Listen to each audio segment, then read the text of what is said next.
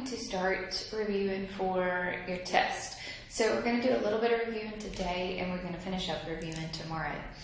So yesterday we talked about z-scores, and a z-score about the distance that the value is from the mean. Okay, so remember your z-score formula is your x minus your mean all over your standard deviation. Okay. All right, so let's do this example here. Zoom in a little bit.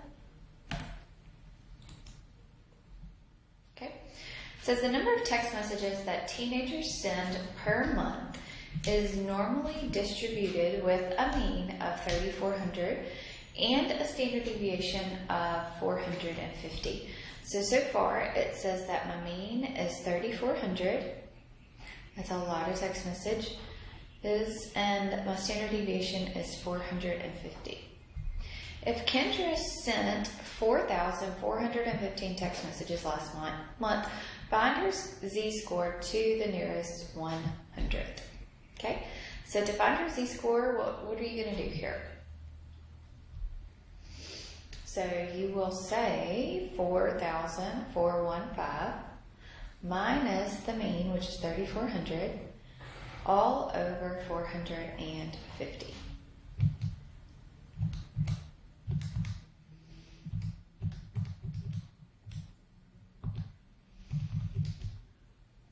So you have a z-score of 2.26.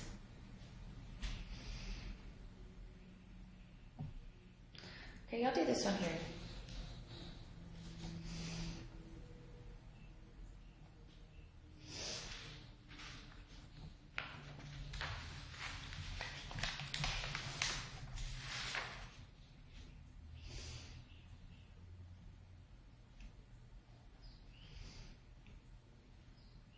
Take a minute to this one. The daily high temperatures in Philadelphia for the first 15 days in February is normally distributed with a standard deviation of 2.5 degrees. If it was 37 degrees on Valentine's, so that is my mean, right? Or that's my x, that's my data value. With a z-score of 2.4, find the mean temperature. So now we're going to use this formula and we're going to solve it for the mean. So we have a z-score of 2.4 is your x is equal to 37 minus your mean, which you don't know, divided by 2.5 degrees there. So you're going to multiply both sides by 2.5. So this is going to be a 6 is equal to 37 minus the mean. Subtract the 37 on both sides. So you'll get a negative 31 is equal to a negative mean. So the mean is going to be equal to a positive 31 there.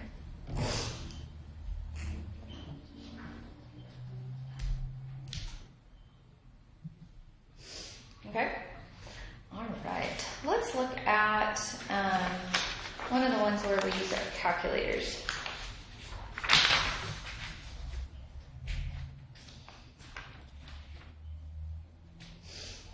Okay, so it says the number of points scored by each team in the NHL at the end of the season is normally distributed with a mean of 89 and a standard deviation of 11.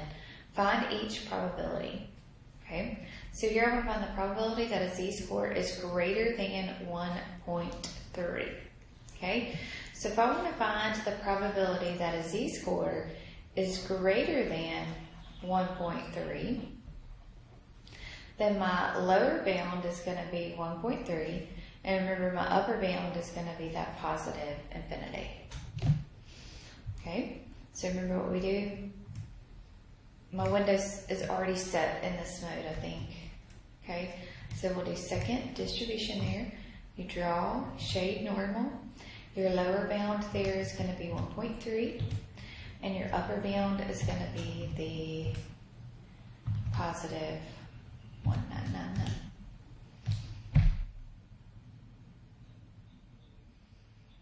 So I get 0.0968.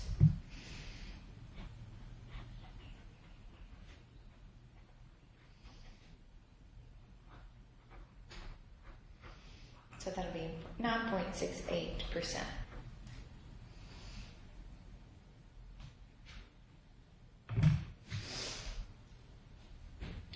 Okay.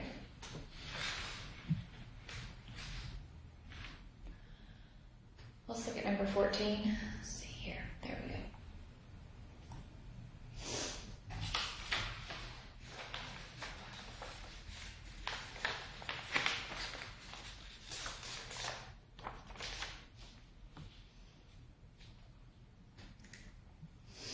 Okay, so I want to find the probability that x is less than 85. So I need to find the z-score associated with x being less than 85. Okay, so the z-score is going to be 85 minus the mean, and the mean is an 89, all over the standard deviation of 11. So 85 minus an 89 divided by an 11. So this is going to be a z-score of a negative 0.36. So remember, that's your first step. Okay, so being less than that number, so there's my z-score. Being less than it is to find the probability this way, shaded to the left.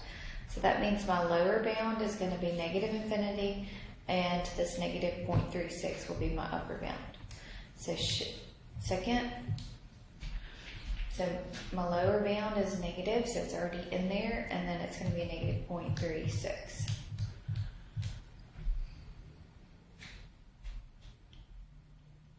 So I get a 0.3594.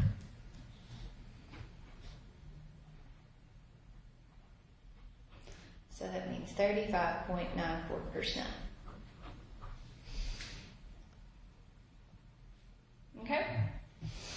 Alright, so today I kind of want to just kind of review with you what all we've done in this unit. And then I'm going to let you work on the practice test, and then tomorrow we will go through those problems and review them. Okay? So, remember that we talked about the counting principle.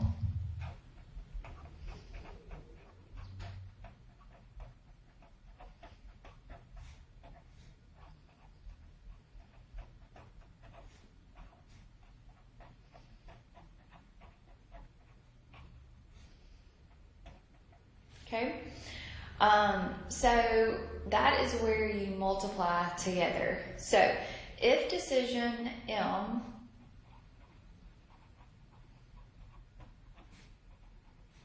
can be made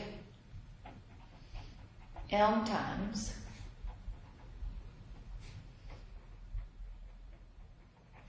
and decision N can be made N times, then the two can be made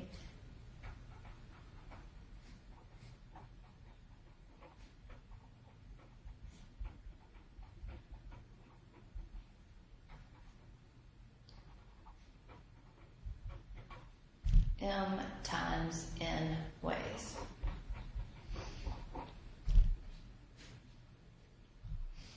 Okay.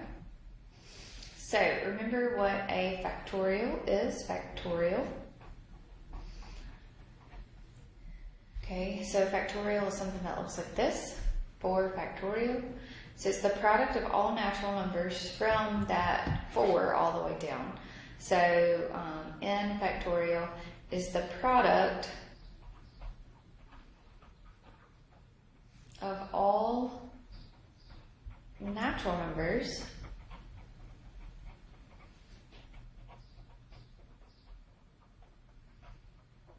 from n to 1. So 4 factorial will be 4 times 3 times 2 times 1. Okay, so permutations, all this is used to find out how many different types of observations we can have. So permutations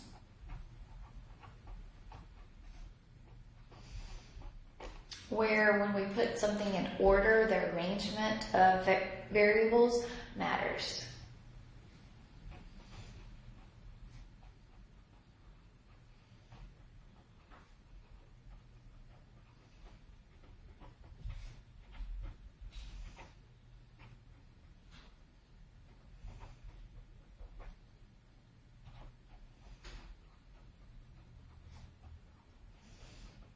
So we call this a permutation.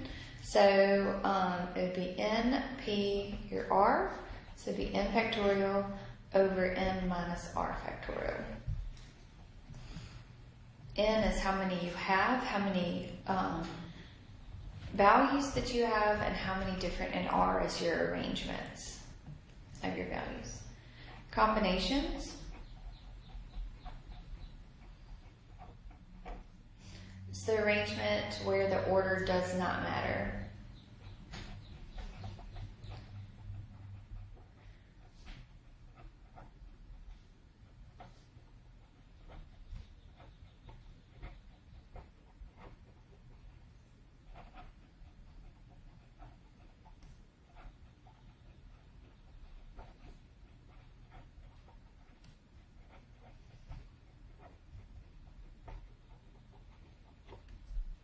Okay, so this is the N, choose your R. So it's N factorial over your R factorial times your N minus your R factorial. Remember, both of these can be found on your calculator over here. Not there, math. If you go to math and go over to probability, so here's your N, the permutations right there, and then the combinations right there. Okay. So both of these can be found in the math key.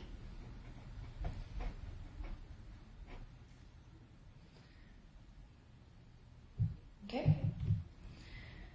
All right. So then we started talking about probabilities. So independent events is when outcome A does not affect outcome B.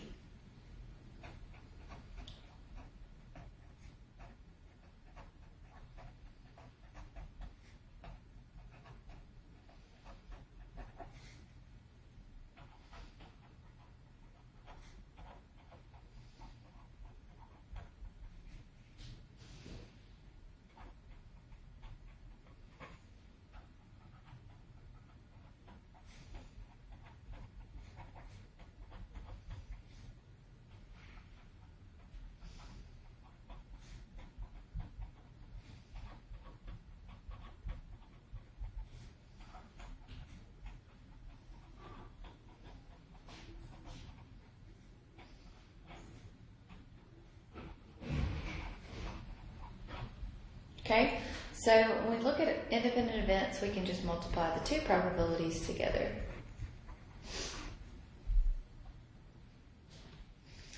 Okay, so dependent events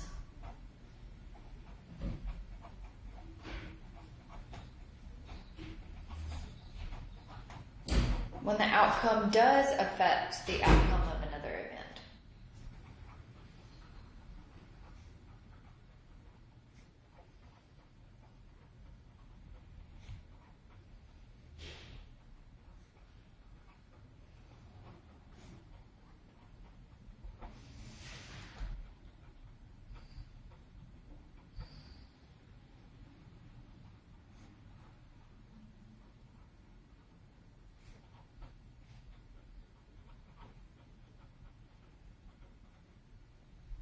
Okay, so this one would be when you have two events, A and B. It would be the probability of A times the probability of B after A occurs.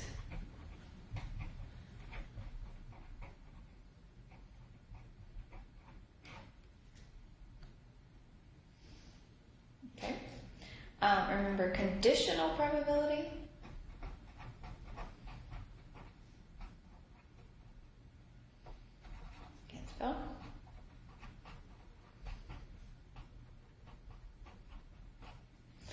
Is given events A and B,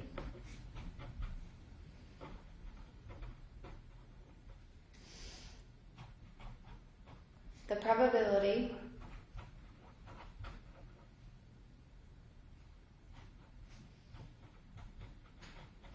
of event B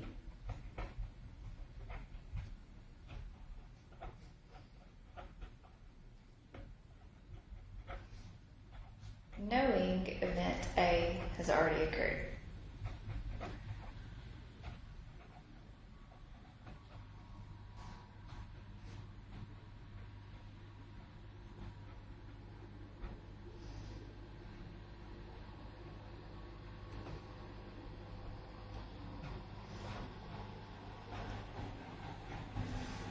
So it's the probability of A and B over the probability of your A.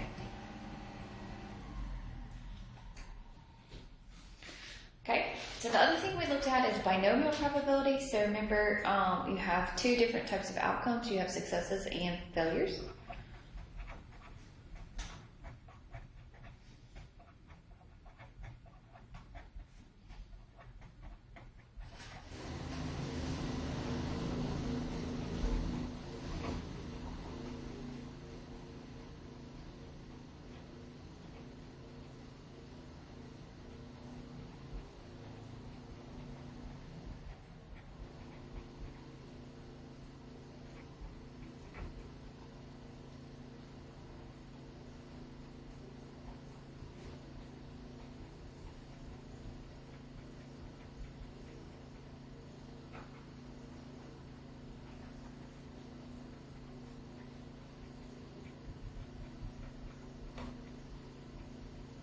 Okay, so remember P is the probability of a success.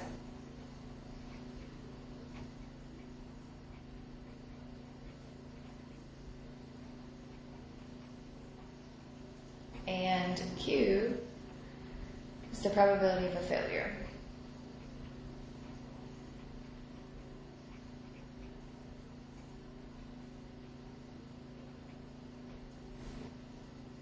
So remember, it's N, choose your R, times your probability of a success raised to the R, times the probability of failure raised to the N minus your R.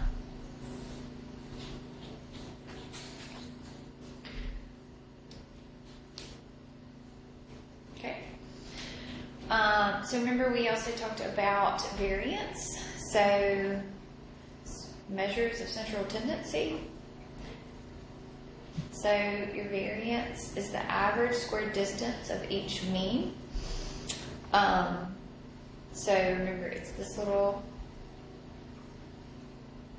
and I showed you how to use your calculator there as well. So each data value is subtracted from the mean, squared, all of those added together, and then they'll be divided by your n. And then your standard deviation is just the square root of that.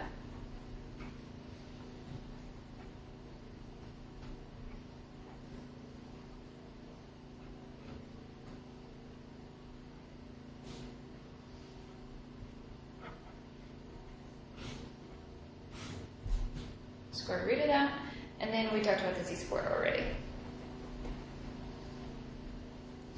How many standard deviations away a data value is away from its mean. So it's the difference in that data value minus the mean all over your standard deviation. Okay, so tomorrow we're going to work on a bunch of problems, so I just do want you to look at your review and try to start working it. If you have any questions about anything, let me know. Y'all have a good day.